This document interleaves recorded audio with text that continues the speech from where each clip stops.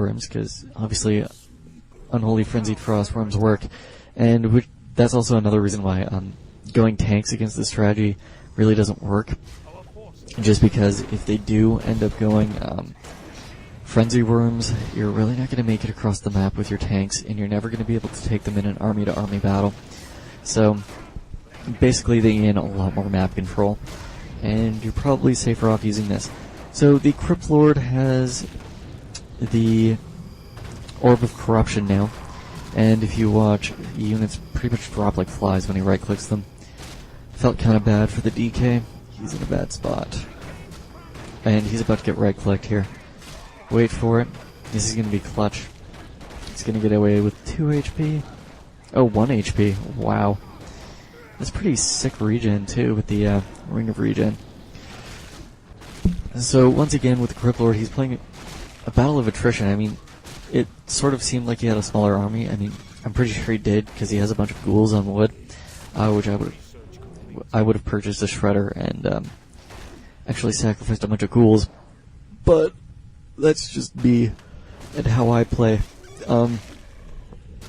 But yeah, I believe Sanki's army was actually bigger. I didn't check before, and I didn't check worker counts, stuff like that. But I'm pretty sure. That's all I'm gonna leave there.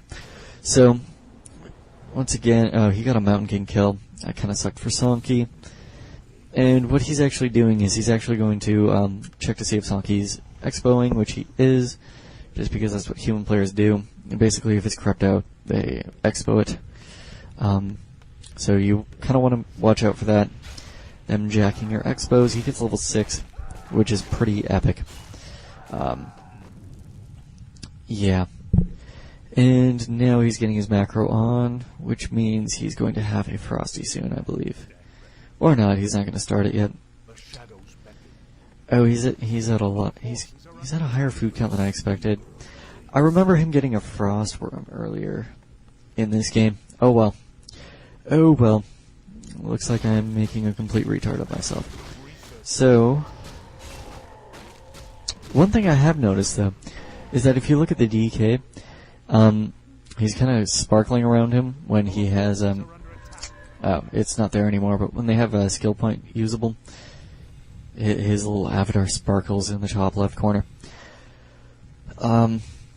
Yes, what was I saying? Adaptability of this strategy. If they do go knights with gyrocopters, what you're going to end up doing is you're going to end up going Frosties and Abominations. Oh, he does have a Frostworm. Wow, totally blanked on that.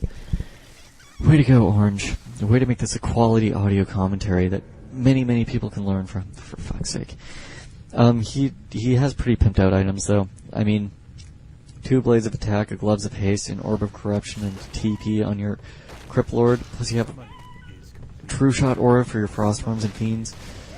Now, I believe this is an even food battle. Yeah, they're both an 80 food, but Axelab has a lot more in terms of workers. And unfortunately for Sanki, he gets his 2 mortar teams jacked. But such is life. So, the way that he's playing this battle is he's actually trying to use his Fiends not just for damage output, but mostly for web, because he's trying to keep them away from the heroes and the Griffins as much as possible. And he's already casted Unholy Frenzy on 2 of his heroes. He didn't cast it on the Frosty, but he might have been short on mana. Oh no, he wasn't.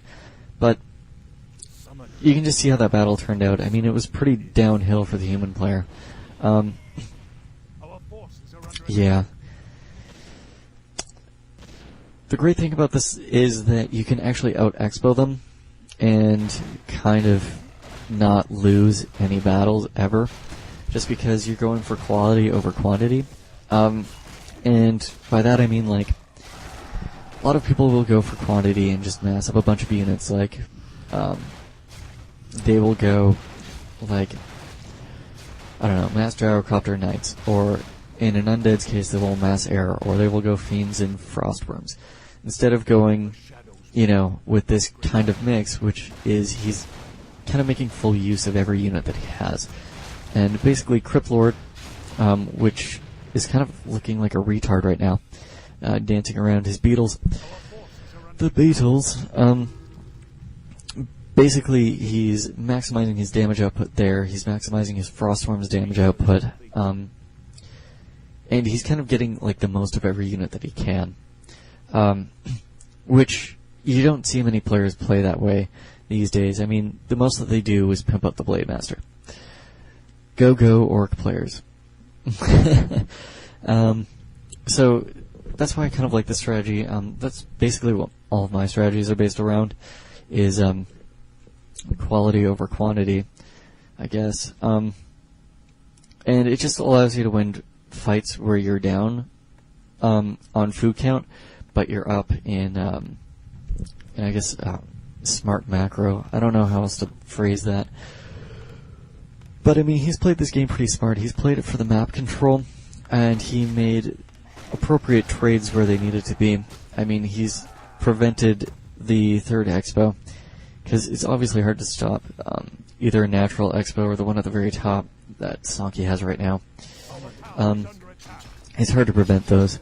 So preventing every other expo is pretty important, and he's played that fairly smart with good scouting, which is one thing that pretty much every player I've seen needs to work on, is scouting and I guess guesswork. Way to go. What else to commentate on? I believe, let's see, hero combos. This is pretty much the standard hero combo that you want to get. Sometimes I will go, like on a tavern map, I will go Pit Lord third, and I will get Howl of Terror, just because a lot of people don't get Dispel anymore. Yeah. Thought I'd point that out. Sometimes, if I'm going a more air-oriented strategy, poor DK, kind of got in a bad position from the start. Yeah, if I'm going a more air-oriented strategy, and I'm just going to assume that they're going to get Mass D-Hawks to counter me, going a Dark Ranger third for silence, which is pretty smart. Notice that he's gone Carrion, and he'll go Carrion when he hits level 5 as well. That's pretty smart, just because if you've ever used Carrion against peons, you can actually take them out very quickly. I'm just trying to think. It takes like 2 hits to take out all of, like when you hit level 3 on your Dreadlord, it takes 2 hits to take out pretty much every peasant. I mean, look at that. Archmage down. Oh, he wins the T-Rock game, BTW. But Wisps, you can one-hit them as soon as you hit level 3. I mean, it's a pretty good harassment tool, which is why Dreadlord first works pretty well. Other things with that strategy. You will notice there was a Banshee as well in there, in the mix. And the reason he got that is for the to counter Griffins a little more, and to stop his heroes from being focused, I guess. Not I guess. It was to stop his heroes from being focused. I mean, he obviously lost his DK to being nuked, which is what a lot of human players will resort to as soon as they start losing, is they will just start nuking heroes and hope for the best. So, anti-magic shield is a good thing to have, just because it stops bolt. A bunch of Griffin damage will be negated, so that's pretty important to have. Other things with this strategy. Knowing the timing